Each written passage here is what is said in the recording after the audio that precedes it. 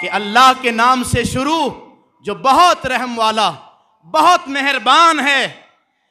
جب بچہ اللہ کو رحمان کہتا ہے، اللہ فرشتوں سے فرماتا ہے، فرشتوں اگر قبر میں اس کے باپ پہ عذاب ہو رہا ہے تو اس عذاب کو اٹھا لو. زور سے بولیے سبحان اللہ. اللہ فرماتا ہے فرشتوں اگر عذاب ہوتا ہے تو اٹھا لو. فرشتے کہتے مولا اس نے تو بڑے بڑے گناہ کیے. اللہ فرماتا ہے جس نے دنیا میں ایسی اولاد چھوڑ دی ہے جو مجھ کو رحمان کہہ کے پکارتی ہے، مجھے حیا آتی ہے کہ میں اس باپ کو عذاب دوں جس کے بچے مجھ کو رحمان کہہ کے پکارتے ہیں. بڑے عظیم ہیں یہ بچے جو یہاں آ کے پڑھتے ہیں، اور بہت عظیم ہیں وہ جو سکھاتے ہیں.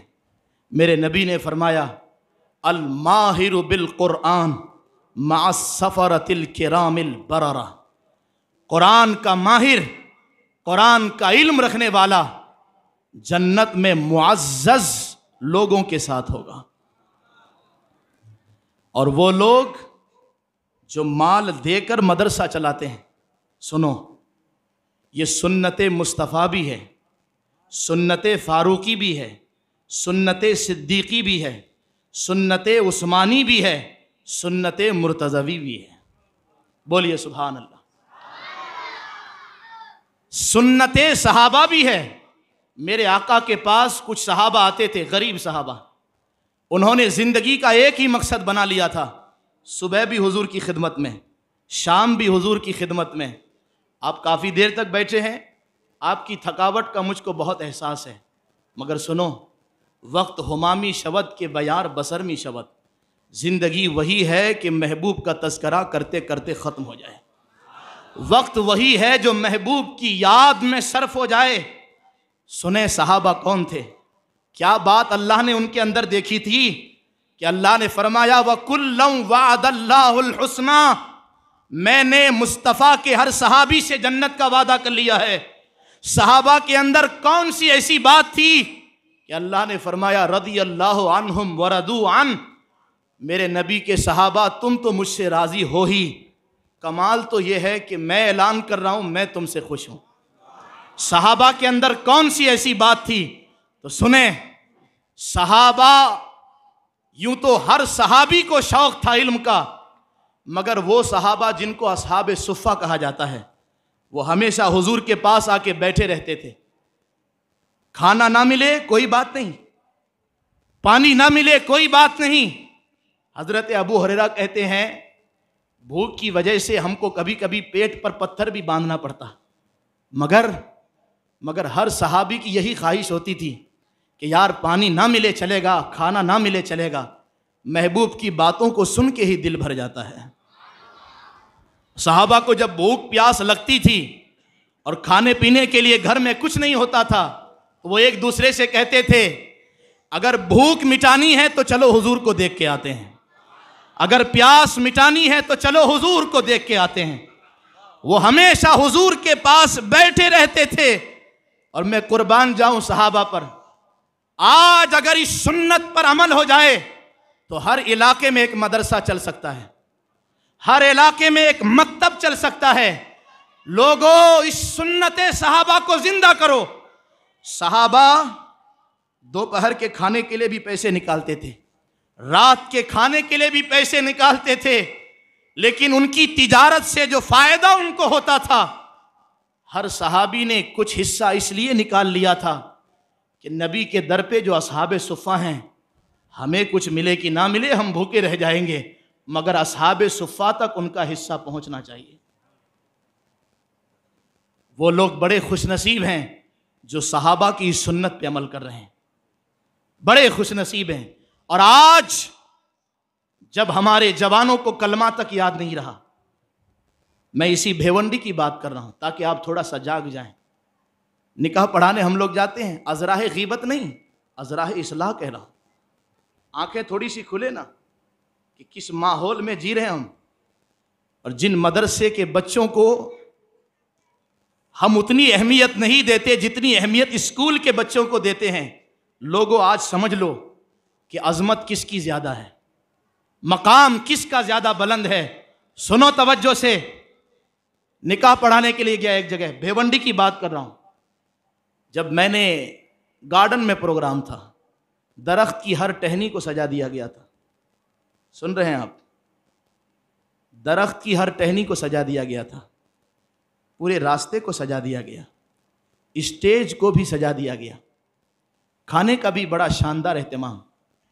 نکاح پڑھانے کے لیے جب میں بیٹھا تو میں نے کہا چلو ٹھیک ہے، نکاح تو پڑھائیں گے ہی، کلمہ پڑھو، کہو لا الہ الا اللہ محمد الرسول اللہ.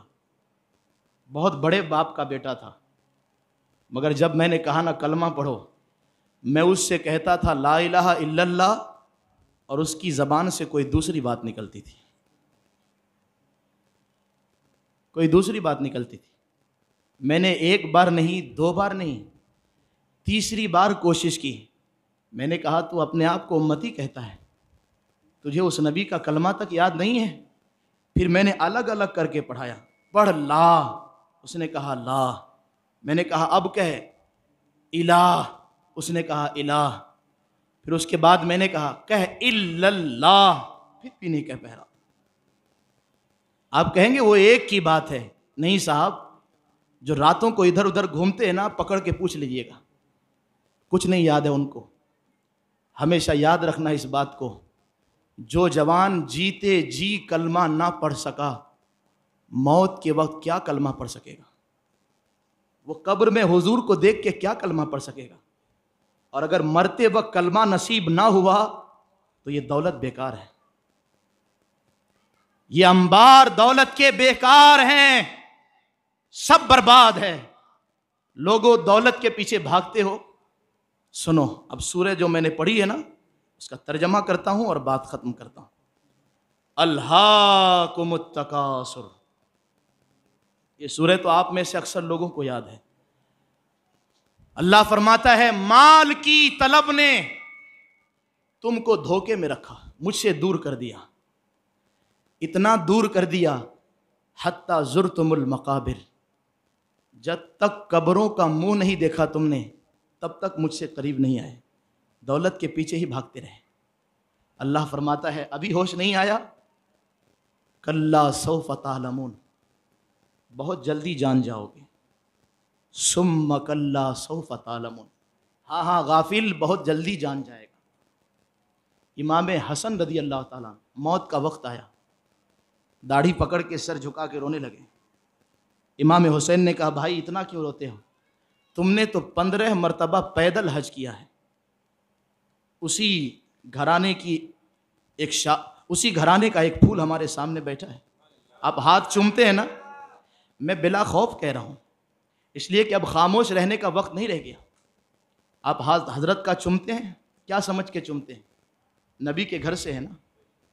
یہ وہ شخصیت ہے نا کہ واہ کیا بات رضا اس چمنستان کرم کی، زہرا ہے کلی جس میں حسین اور حسن پھول. ہاتھ چومتے ہیں نا آپ، شاید نذرانہ بھی دیتے ہوں گے، ہے نا؟ ہاں نذرانہ بھی دیجیے، ہاتھ بھی چومیے، لیکن کبھی حضرت سے یہ بھی پوچھیے حضور مجھ کو تشہد یاد نہیں ہے، تشہد یاد کرا دیجیے. بولیے نا سبحان اللہ. کبھی نہ حضرت کے پاس بیٹھ کے یہ بھی کہیے حضور میں آپ کا مرید ہوں، نماز میں ثنا ہی نہیں آتی ہے مجھ کو سکھا دیجیے. اور سنو، پیر وہی ہے جو تمہاری آخرت سنوار دے. پیر وہ ہے جو تمہارے سینے کو علم سے بھر دے. سنو، جس نبی کی اولاد کو برکت والی ذات سمجھ کر ان کے ہاتھوں کو چومتے ہو، یہ کون لوگ ہیں؟ امام حسن کا آخری وقت آیا، رونے لگے. امام حسین نے کہا بھائی تمہارے علم کا بھی جواب نہیں، تقوی کا بھی جواب نہیں. تم نے تو 3 مرتبہ اپنی ساری دولت کو خدا کی راہ میں دے دیا، 15 مرتبہ پیدل حج کیے. اور تمہاری شان تو یہ ہے کہ نبی نے فرمایا جنتی جوانوں کے سردار ہو، ایسے بچوں کی طرح بلک بلک کے روتے ہو. امام حسن نے کہا سب ٹھیک ہے، مجھ پر موت کا وقت آ چکا ہے. بھائی میں اب جو دیکھ رہا ہوں میں نے کبھی نہیں دیکھا تھا. میں امتحان کی دنیا میں داخل ہو رہا ہوں. لوگوں آئے گا وقت، بہت جلدی آئے گا، سب سمجھ میں آئے گا کہ آخر میں کامیابی کیا ہے، کس کے پیچھے بھاگ رہے ہیں۔ فاروق اعظم کی موت کا جب وقت آیا تو آپ نے فرمایا کہ مجھ کو جو ہے چہرے کے بل لٹا دو۔ آپ کو چہرے کے بل لٹا دیا گیا۔ کسی نے آ کر آپ کی تعریف کی، آپ اتنا روتے کیوں ہو؟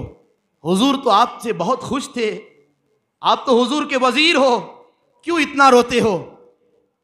فاروق اعظم نے کہا اگر خدا نے عمر پر رحم نہیں کیا تو اللہ جانے میرا کیا ہوگا، اللہ جانے میرا کیا ہوگا۔ کلا سوف تعلمون، جان لوگے، جب موت کا وقت آئے گا تو جان جاؤ گے۔ ثم کلا سوف تعلمون، ارے ہاں جان لوگے، بہت جلدی جان لوگے، لیکن کلا لو تعلمون علم الیقین، ابھی جان لو تو بہتر ہے۔ ثم لترونها عین الیقین، جب جہنم کو اپنے سامنے جلتا ہوا دیکھو گے تب ہوش کی آنکھ کھلے گی، کوئی فائدہ نہیں۔ ثم لتسألن یومئذ عن النعیم، جب خدا پوچھے گا سوال تب جواب دو گے، اور اس وقت ہوش آئے گا، کوئی بات نہیں، اس وقت کوئی مسئلہ نہیں، اس وقت تو سب کو ہوش آ جائے گا۔ میرے عزیز دوستو، بہت کمی ہے ہمارے اندر، لوح محفوظ کی بات کر کے کوئی فائدہ نہیں ہے۔ میں آج کہتا ہوں، لوگ کہتے ہیں ہم کیا کریں، ہم کیا کریں؟ آپ کچھ مت کیجئے، ہندوستان میں کیا ہو رہا ہے اس کی آپ بعد میں فکر کریں، فلسطین میں کیا ہو رہا ہے دعا ضرور کریں، مگر فکر اس وقت کریں جب آپ کو اپنی فکر پہلے ہو چکی ہے۔ شام کے لیے دعا ضرور کریں، بغداد کے لیے دعا ضرور کریں، لیکن آپ یہ بتائیے کہ 5 وقت کی نماز جماعت سے ادا کرتے ہیں؟ آپ کو قرآن ٹھیک سے پڑھنا آتا ہے؟ حلال حرام کی تمیز ہے؟ جائز ناجائز جانتے ہو؟ اگر نہیں تو پہلے یہ سیکھو، پہلے یہ سیکھو، اور اگر اس کو سیکھے بغیر آگے بڑھے تو سوائے گمراہی اور سوائے ضلالت کے کچھ ہاتھ نہیں آئے گا۔ اسلام نے سیڑھیاں رکھی ہے، پہلے اس پہ چڑھنا ہے، پھر اس پہ چڑھنا ہے، پھر اس پہ چڑھنا ہے۔ خواجہ صاحب خواجہ بعد میں بنے ہیں، پہلے 35 سال تک بخارا، سمرقند، نشاپور، عراق کے علماء سے علم حاصل کیے ہیں۔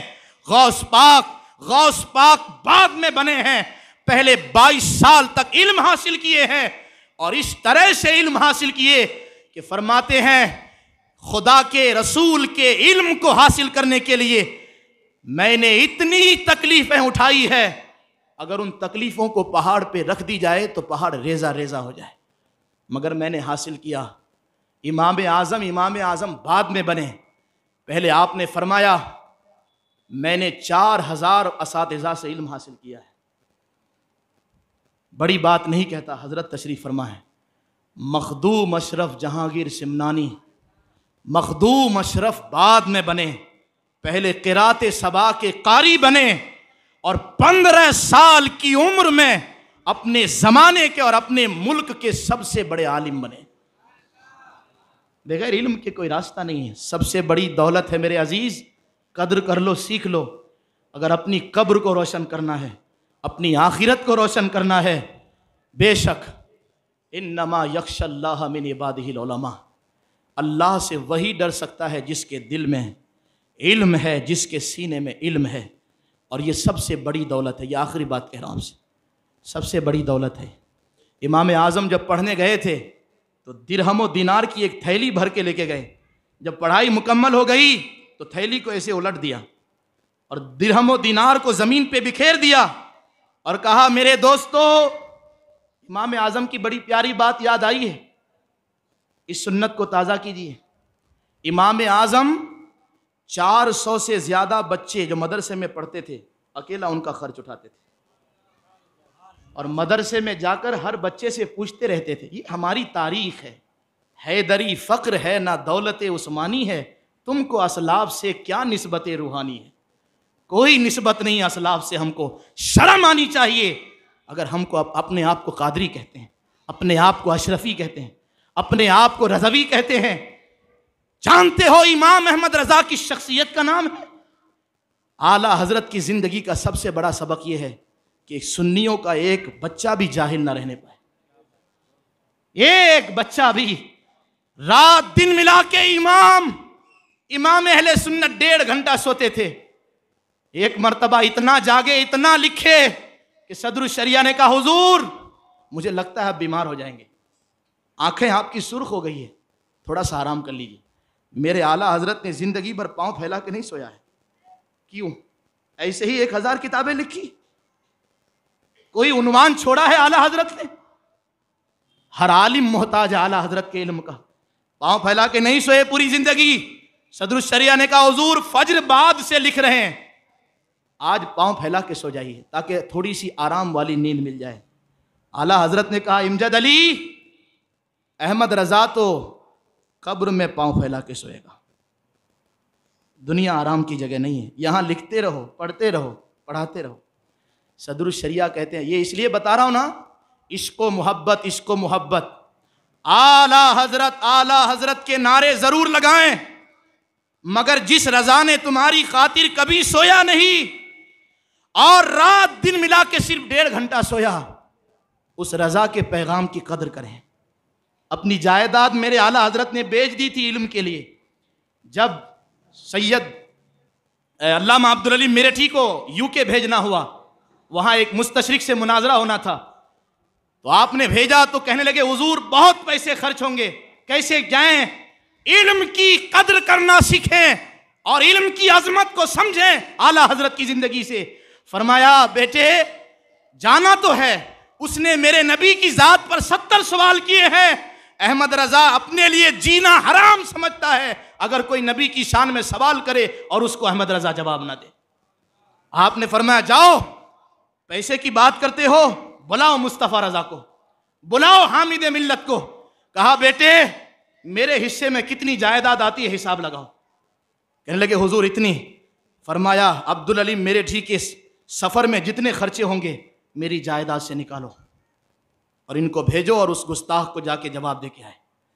سرکار عبدالعلی میرٹھی گئے, اس مستشرق کو جواب دیا اور ثابت کیا قیامت تک حضور کے ایسے غلام پیدا ہوتے رہیں گے کہ اگر کسی نے ایک حرف بھی حضور کی شان میں گستاخی کی تو اللہ اس زمین کو کبھی ایسے بندوں سے محروم نہیں رکھے گا جو علم سے جواب دیں گے, قلم سے جواب دیں گے, زبان سے جواب دیں گے, اور وقت آیا تو اپنی جان کی قربانی پیش کر کے جواب دیں گے. سمجھیں صدر الشریعہ بات بڑھ رہی ہے, مگر آج پیغام سنو, ان مدرسوں کو آباد کرو, سب سے زیادہ ضرورت ہے اس کی. یہ آپ کی خانقاہ بھی ہے, الگ سے خانقاہ بنانے کی ضرورت نہیں ہے, یہ سب سے بڑی خانقاہ ہے. جہاں قرآن پڑھایا جاتا اس سے بڑی خانقاہ کہاں ہے؟ جہاں قرآن کا معنی سمجھایا جاتا اس سے بڑی خانقاہ اور کہاں ہوگی؟ میرے نبی نے الگ سے کوئی خانقاہ نہیں بنائی. ممبر پہ بیٹھ کے صحابہ کو سمجھاتے تھے, مسجد ہی مدرسہ. سمجھو لوگوں, ہم سے بہت غلطیاں ہوئی ہیں, اور اگر یہ غلطیاں دہراتے رہے تو ہم دن بدن سمٹ رہے ہیں اور سمٹ جائیں گے, نام و نشان باقی نہیں رہے گا. صدر الشریعہ کہتے ہیں 15 سال اعلیٰ حضرت کی خدمت میں رہا ہوں, صرف 2 ہی جملے سنا. جب قلم کی سیاہی ختم ہو جاتی تھی تو کہتے تھے امجد علی قلم لے کے آؤ, اور کاغذ ختم ہو جاتا تھا تو کہتے تھے کاغذ لے کر آؤ, بس اور کچھ نہیں سنا. پوری زندگی علم کے فروغ میں لگے رہے اعلیٰ حضرت. آج ہم کیا کر رہے ہیں؟ امام اعظم کی بات, سب سے بڑی دولت ہے علم. درہم و دینار کو بکھیر دیا آپ نے, ساتھیوں سے کہا ساتھیوں جس جس کو ضرورت ہے اٹھا کے لے کے جاؤ. لوگوں نے کہا یار تم درہم بھیج دے رہے ہو, درہم کو تم نے بکھیر دیا, اس کی قدر ہے, اس کے لیے لوگ مرتے ہیں. کہنے لگے نہیں, میں جس لیے آیا تھا اللہ نے مجھ کو دے دیا ہے, وہ علم کی دولت ہے. اب اس کے سامنے اس درہم کی کوئی قیمت نہیں ہے. بولیے سبحان اللہ. اور جو لوگ قرآن سکھا رہے ہیں نا وہ اللہ کی رحمت ہے, اللہ کی, ان کے صدقے آپ کو رزق ملتا ہے, ان کے صدقے زمین پر بارش ہوتی ہے. یہ حدیثوں کی روشنی میں کہہ رہا ہوں. انہی کے صدقے قبر میں جن پر عذاب ہوتا ہے ان سے عذاب اٹھ جاتا ہے. حضور نے فرمایا جس آبادی میں ایک حافظ ہو, ایک حافظ, جب وہ قبرستان سے گزرتا ہے 40 دنوں تک عذاب اٹھا لیا جاتا ہے. سمجھیں, ان کی قدر کریں. اولاد نبی بیٹھے ہیں, میں انہی کے خاندان سے بات کرتا ہوں.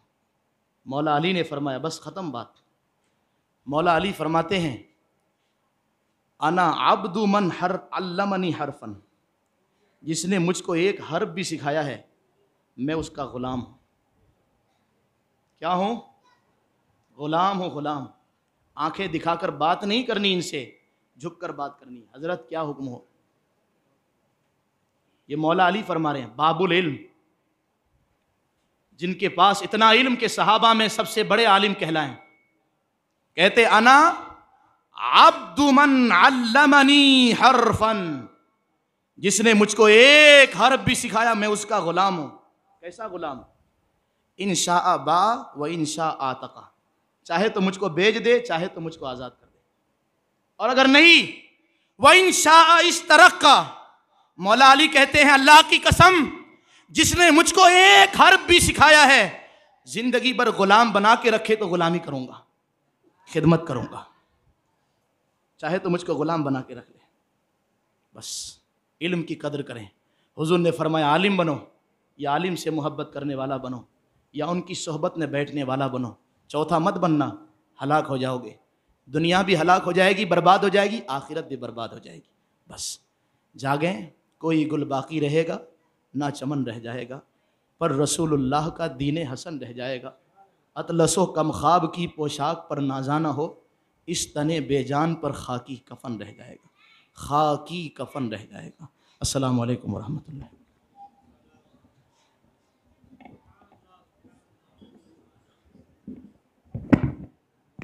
سبحان اللہ، سبحان اللہ۔